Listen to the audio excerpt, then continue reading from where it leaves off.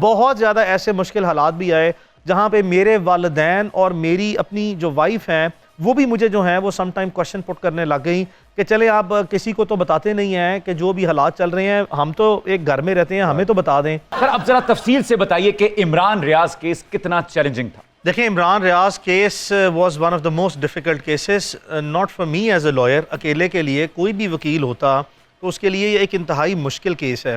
There is a reason چونکہ عمران کا case unique اس لیے ہے کہ it was never the first case جس میں وہ وکٹمائز کیا گیا.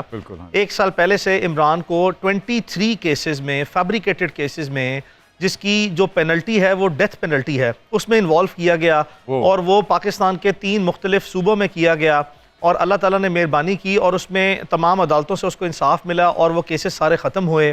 پھر اگر آپ اسی سال میں فیبری کے منتھ میں جائیں فیبری مارچ میں ایک مرتبہ پھر عمران کو پک اپ کیا گیا when he was traveling abroad. وہ فیملی کے ساتھ جو ہے وہ جا رہا تھا بٹ اینی ہاؤ عمران کو وہاں سے پک اپ کیا گیا. Again he was involved in a case which was having a very heinous punishment. سنجیدہ نوعیت کی جو ہے وہ اس میں اس کی ونس اگین لائف امپریزنمنٹ اس کی سزا تھی. اس میں عدالت نے پھر اس کو انصاف دیا.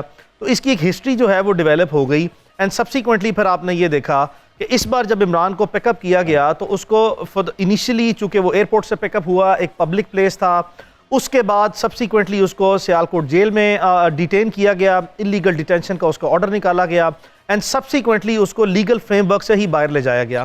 Now for me it was challenging کہ اس کو کسی بھی طرح کسی بھی صورت ہم پہلے قانونی دائرہ کار میں لے کے آئیں. آپ نے جس لیول پہ اس وقت ہاسٹائل سرکمسٹانسز دیکھے ہیں اس کے باوجود عمران ریاض کا ہمارے پاس اللہ کا شکر ہے اس طریقے سے واپس آنا. اس کی ہیلتھ بہت بہتر ہو چکی ہے. 5 ہفتے ہو گئے ہیں ہمارے پاس آیا اور بہت جلد جو ہے وہ آپ اس کو دوبارہ انشاءاللہ اپنے سامنے اسکرینز پہ بھی دیکھیں گے. مجھے یہ بتائیے کہ مینٹل کنڈیشن عمران ریاض صاحب کی تو ایک تھی ہی, آپ کے اوپر جو پریشر تھا اس کو آپ نے ہینڈل کیسے کیا اور آپ تنہائی میں بیٹھ کر کیسے ہینڈل کرتے تھے اس چیز کو؟ حالات اس طرح بن گئے ہوئے تھے کہ جب آپ کو ایک پنچنگ بیگ جو ہے وہ آپ پاکستان میں you are playing a role of a bridge between ایک عدالت, ایک جو آپ کا موکل ہے یا جو میرا بچپن کا دوست ہے وہ اس کی family and public and the entire media and the state institutions.